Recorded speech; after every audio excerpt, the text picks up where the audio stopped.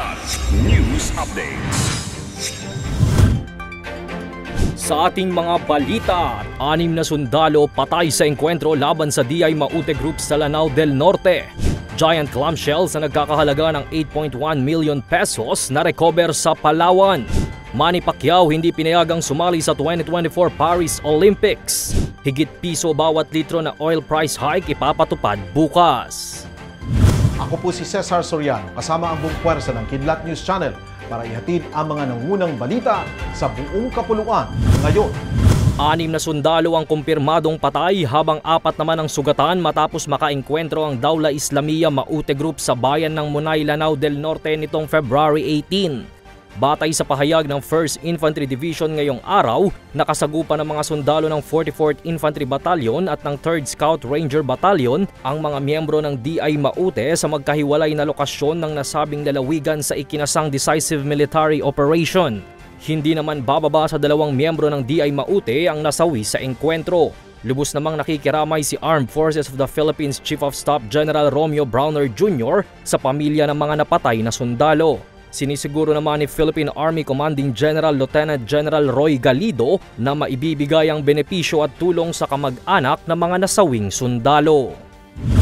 Narecover ng mga otoridad ang mga fossilized giant clamshells o locally known na taklobo na nagkakahalaga ng 8.1 million pesos sa Balabac, Palawan. Sa statement na inilabas ng Philippine Coast Guard o PCG ngayong araw, 336 pieces ng fossilized giant clamshells ang nahukay noong February 14 na nakatago sa buhanginan. Tinurn over ang mga shells sa mga opisyal ng barangay para sa pansamantalang kustodiya. Ang pagkuha ng mga endangered giant clams ay ipinagbabawal sa ilalim ng Republic Act No. 10654 o ang Philippine Fisheries Code of 1998. Mumultahan ang mga violators ng isang administrative fine na aabot sa 3 million pesos at pagkakakulong ng 8 taon ayon sa PCG. Hindi pinayagan ng International Olympic Committee o IOC ang pambansang kamao na si Manny Pacquiao na lumaban sa upcoming 2024 Paris Olympics. Rason ng IOC, lumagpas na sa age limit na 40 si Pacman at kasalukuyang nasa edad 45 na ang 8th Division World Professional Champion. Nagpahayag ng pagkadismaya si Philippine Olympic Committee President Bambol Tolentino sa nangyari. Gayunpaman, kanyang sinabi na dapat tanggapin ito dahil parte lamang ang nangyari sa proseso ng qualifiers ng Olympics. Matatandaan nung nakaraang taon, umapila si Pacman na bigyan siya ng exemption sa age limit para siya'y makasama sa Olympics.